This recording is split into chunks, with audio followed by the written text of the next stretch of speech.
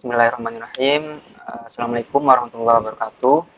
Yang terhormat Bapak Farid selaku dosen pengampu Biomedik 2, di sini kami dari kelompok 4 akan menyajikan hasil diskusi kami mengenai pembuatan mini literatur review dengan topik interaksi pola konsumsi tinggi gula dan lemak terhadap resistensi insulin pada risiko diabetes tipe 2 pada orang dewasa.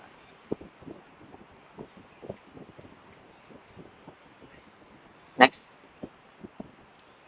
Nah, kami dari kelompok 4 terdiri dari 5 anggota. Yang pertama ada Michelle dengan NIM akhir 082, ada Dinda dengan NIM akhir 047, lalu ada saya sendiri, Muhammad Nabil dengan NIM akhir 076, lalu ada Rizky Putra Ramadan dengan NIM akhir 056, lalu yang terakhir ada Resti Firda dengan NIM akhir 065. Jadi, berikut merupakan pemetaan kami dalam proses penyusunan naskah. Yang pertama, yakni menentukan pertanyaan penelitian yang relevan dengan topik yang ingin kami angkat. Lalu kami menentukan kata kunci dari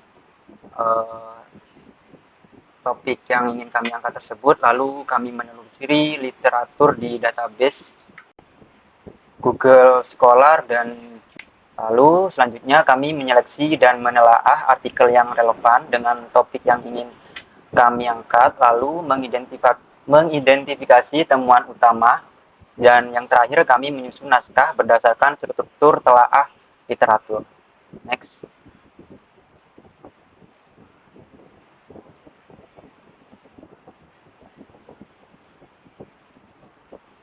Nah, pertanyaan dari penelitian mengenai topik kami yakni bagaimana pengaruh interaksi pola konsumsi tinggi gula dan lemak terhadap resistensi insulin dan resiko diabetes tipe 2 pada orang dewasa.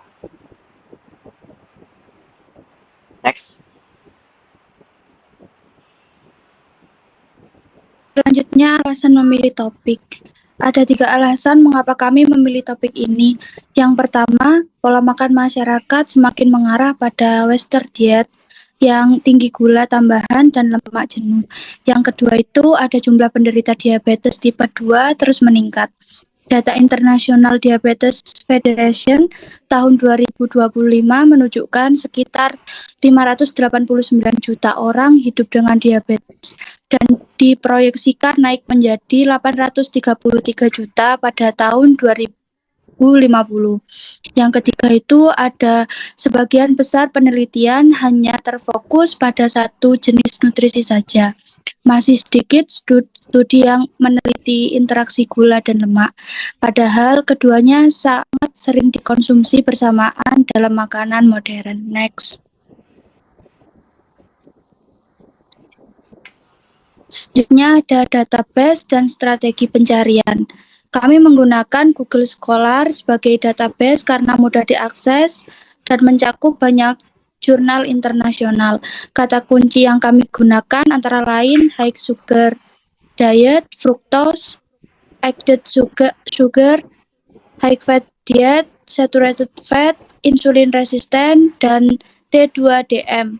Kami juga menggunakan teknik boolean seperti high sugar, AND high fat, AND insulin resistant agar hasil pencarian lebih menjadi spesifik.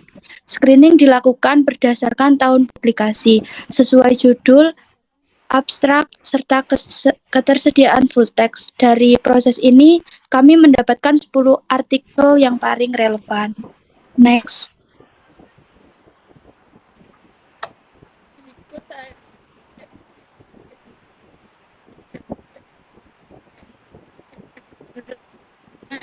Jenis artikel yang ditemukan. Dari 10 artikel tersebut, hewan, 1 intervensi manusia, dan 5 lainnya adalah review.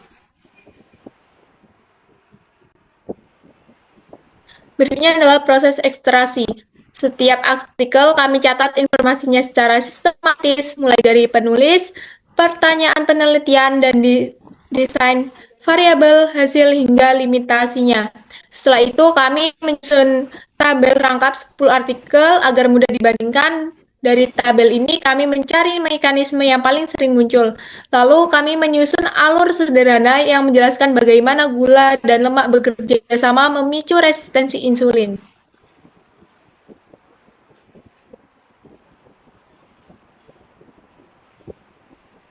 Baik, selanjutnya adalah konsep-konsep logik. Jadi secara umum ada beberapa konsep yang muncul dalam hampir semua artikel yang kami baca. Pertama, gula, terutama fruktosa yang dapat mendorong hati memproduksi lebih banyak lemak. Nah, yang kedua, lemak meningkatkan pembentukan ceramide dan diacylglycerol, yaitu dua jenis lipid yang dapat mengganggu kerja sel.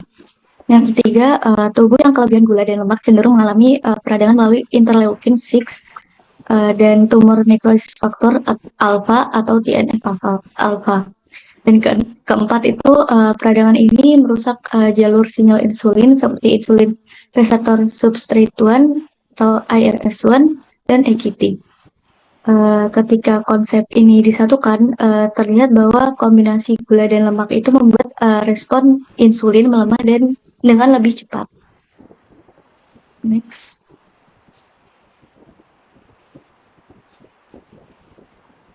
Nah, selanjutnya adalah keterkaitan hasil penelitian.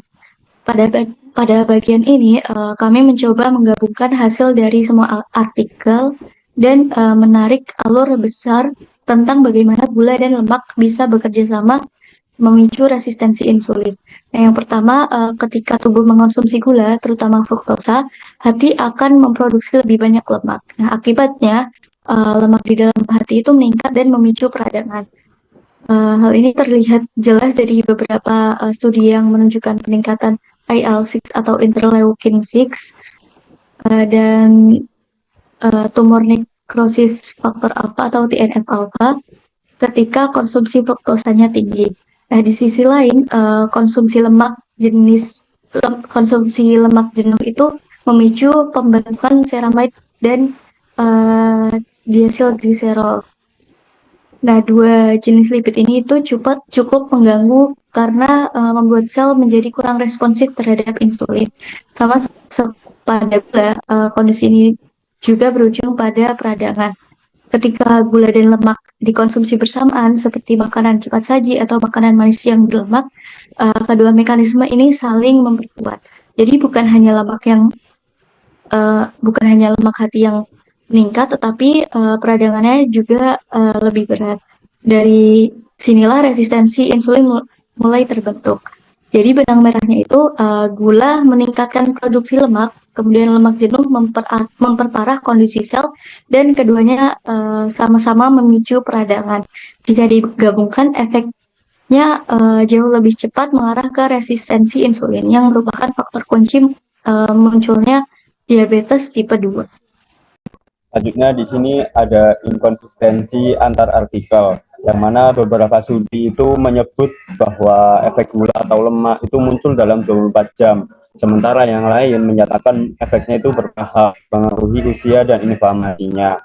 Lalu beberapa peneliti berpikir bahwa masalah utamanya itu adalah pada jenis makanannya, misalnya seperti fruktosa atau lemak jenuh. Sementara yang lain itu berpendapat bahwa yang lebih berpengaruh itu adalah jumlah energi yang dikonsumsi, terlepas dari jenis makanannya. Lalu juga ada perbedaan soal seberapa besar peran fruktosa. Sebagian artikel menyebut fruktosa sebagai faktor yang sangat kuat memicu gangguan metabolik. Tetapi artikel lain melihat pengaruh fruktosa bisa berbeda-beda tergantung pola makan dan kondisi tubuh. Lalu di sini ada hal yang perlu diteliti lebih lanjut, seperti yang pertama ada efek jangka panjang konsumsi gula dan lemak pada manusia dewasa sehat. Lalu yang kedua ada apakah kombinasi nutrisi lebih berbahaya daripada masing-masing secara terpisah. Yang ketiga ada peran faktor usia, inflamasi dasar, komposisi tubuh. Lalu yang keempat ada studi klinis yang lebih terkontrol dan durasi lebih panjang. Oke, next.